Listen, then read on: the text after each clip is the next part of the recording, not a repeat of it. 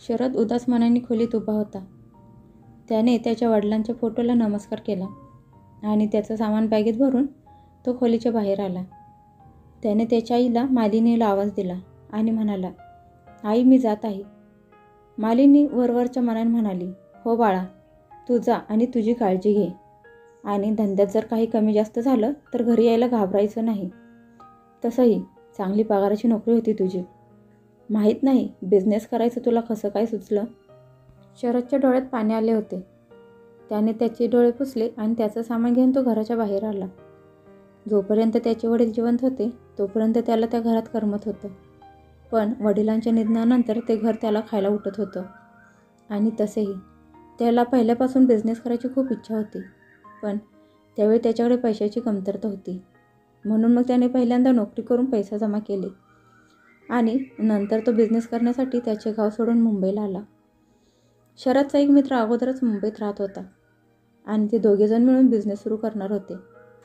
शरदला मुंबईला येऊन 6 महिने झाले होते.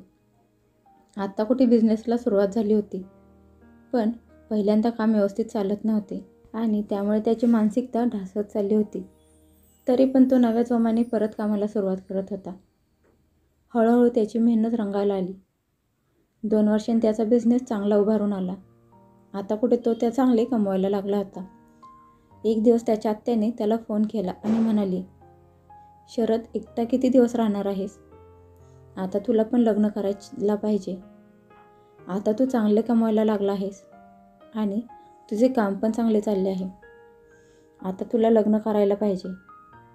पहिले कधी मी लग्नात विषय काढायचे तेव्हा तू हेच म्हणायचा की माझा बिझनेस चांगला सुरळीत झाला की मग मी लग्नाचा विचार करेन. आता तर तुझं स्वप्न पूर्ण झालं आहे.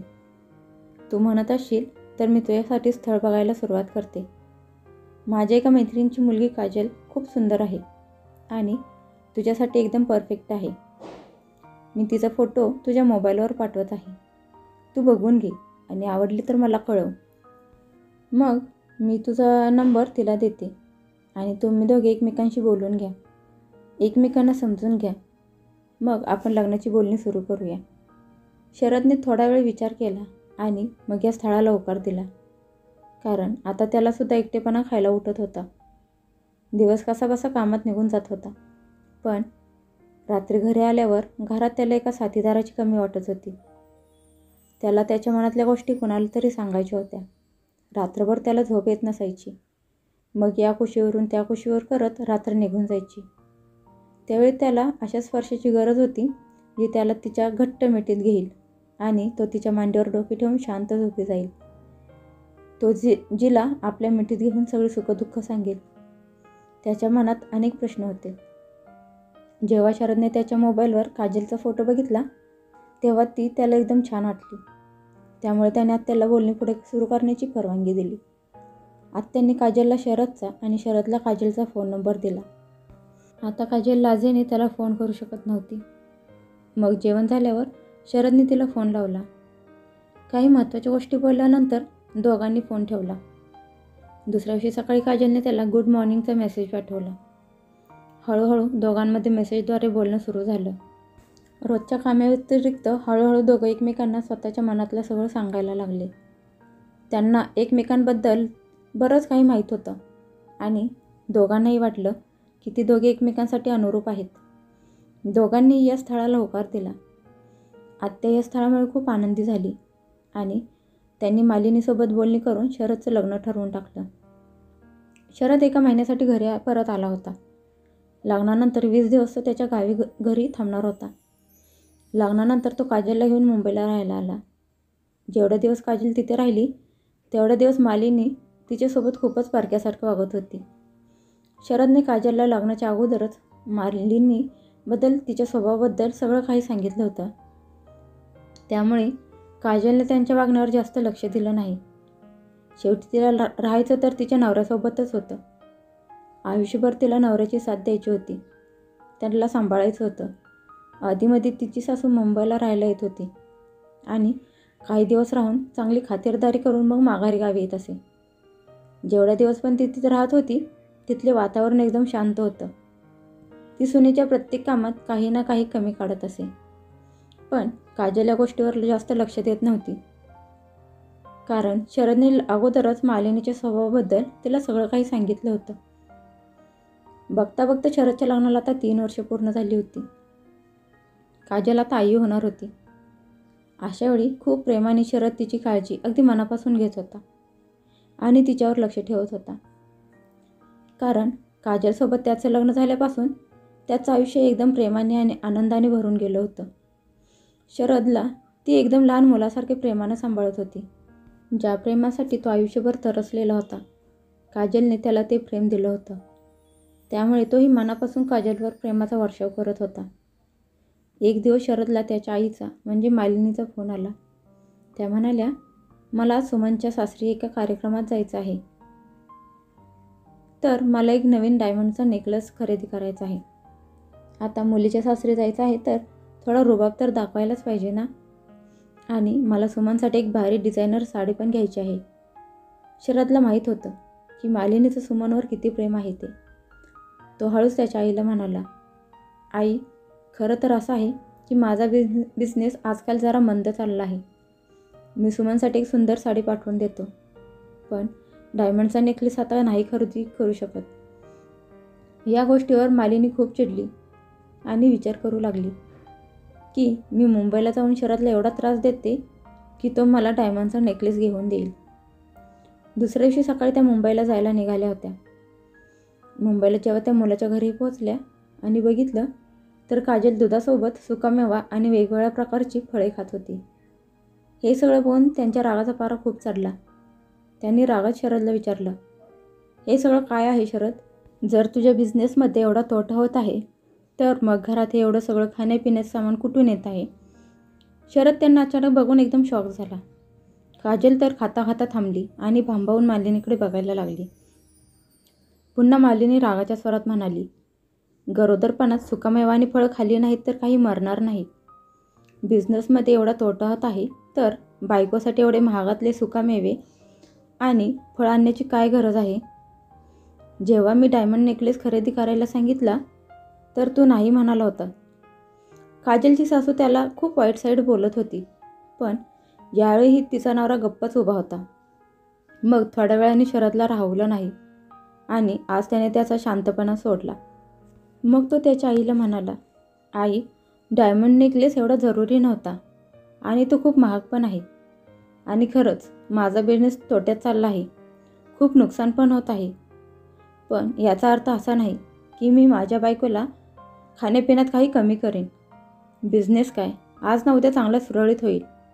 पैसा काय मी आजचे उद्या पण कमवेन. पण माझ्या बायकोच्या आयुष्यात हे काही महिने खूप महत्त्वाचे आहेत. अशावेळी माझ्या बायकोला चांगलं खाणं पिणं आणि पोषण मिळणं खूप गरजेचं आहे. नाहीतर माझ्या बायकोच्या आणि बाळाच्या तब्येतीसाठी ते चांगलं नाही. त्यामुळे आता पहिले जास्त पैसे खर्च झाले तरी चालतील. त्यामुळे मी माझ्या बायकोची चांगली काळजी घेत आहे. जर आज मी माझ्या बायकोला चांगले खायला नाही घातलं आणि काही पैसे वाचवलेसुद्धा तर मग ते पैसे काय कामाचे? उद्या माझा बिझनेस परत सुरळीत चालू झाला तर मग मी याच्यापेक्षा अधिक 10 पट पैसे कमवू शकतो.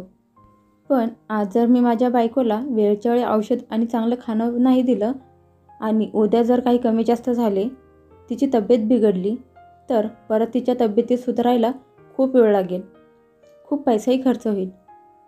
तसेही माझं घरदार कसं सांभाळायचं हे मला चांगलंच माहीत आहे. याचा विचार तू करू नकोस. मी माझा बिझनेस स्वतःच्या बळावर उभा केला आहे आणि इथून पुढे माझं आयुष्य माझं मी बघेन. तुला काळजी करण्याची गरज नाही. बाबा तर तुझं भविष्य सुरक्षित करून गेले आहेत.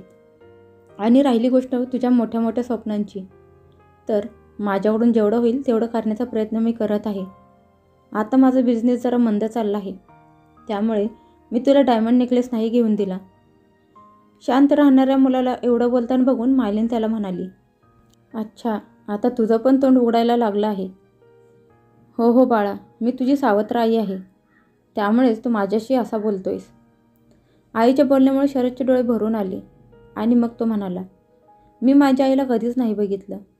जेव्हापासून कळायला लागलं तेव्हापासून तुझ्याकडेच आई म्हणून बघितलं. पण प्रत्येक वेळी तू तुझ्या बोलण्यातून मला हे जाणवून देतेस की तू माझी सख्खी आई नाहीस.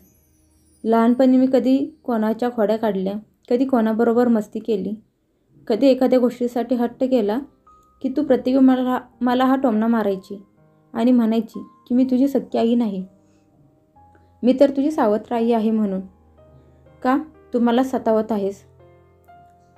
तेव्हा मी तुला घाबरत होतो. का सख्खी मुलं लहानपणी कधी खोड्या काढत नाहीत का? सख्खी मुलं लहानपणी मस्ती करत नाहीत? आपल्या आईला त्रास देत नाहीत का? आपल्या आईला नखरे दाखवत नाहीत का? जेव्हा माझ्याकडून एखादी चूक झाली तर तू प्रत्येक वेळी मला शिव्या शाप दिले आहेस. तू मला बोलायची की तू माझी सावत्र आई आहे, म्हणून मी जाणून बुजून चुका करत आहे. त्यामुळे मी जसा जसा मोठा होऊ लागलो तसा तसा एकदम शांत राहायला लागलो. मी समोर जास्त बोलत नसायचो आणि प्रयत्न करायचो की तुला परत ते बोलण्याची संधीच मिळू नये. खरं तर हे आहे की प्रत्येक वेळी तू मला सावत्र मानलं आणि कधी मनापासून माझ्यावर प्रेम केलं नाहीस. तू मला कधीच तुझं समजलं नाहीस. त्यामुळे तू कधी मला सख्ख्या मुलाप्रमाणे प्रेम करू शकली नाहीस. जेव्हा माझं लग्न झालं आणि माझी बायको घरात आली तेव्हासुद्धा तू तिला तुझी सून मानली नाहीस. तसंही तू मला तुझा मुलगा मानत नाहीस तर काजलला तरी तू तुझी सून कशी मानशील? त्यामुळे मी तुझ्याकडून कधीच कुठली अपेक्षा ठेवली नाही. तू कधी माझ्या बायकोला वाईट बोलायची तेव्हा मी तुला कधीच माघारी उलट उत्तर दिले नाही, कारण बोलण्याने काहीच फायदा होणार नाही. पण आज तू माझ्या घरात येऊन माझ्या बायकोला हे सगळं ऐकवत आहेस. पण मी हे सगळं सहन करणार नाही. जर तुला वाटत असेल की तू माझी सावत्र आई आहेस म्हणून मी तुला हे सगळं बोलत आहे, तर तुला जो विचार करायचा आहे तो तू करू शकतेस, कारण तू सुरुवातीपासूनच असा विचार करत आहेस. हे सगळं ऐकून मालिनी आश्चर्यचकित झाली. तिला तर स्वप्नात देखील कधी असं वाटलं नव्हतं की शरद तिला एवढं सगळं ऐकवेल. आता तिला तिथे राहावंसं नाही वाटलं, म्हणून मग ती तिचं सगळं सामान घेऊन गावी माघारी आली. शरद हे सावत्रपणातील अंतर मिटवण्यासाठी खूप वेळ शांत राहिला. पण एवढं शांत राहूनसुद्धा सावत्र हा शब्द त्याला ऐकायला मिळत होता. म्हणून आज तो शांत राहिला नाही आणि आज मालिनीला मनातलं सगळं होतं नव्हतं ते बोलून गेला.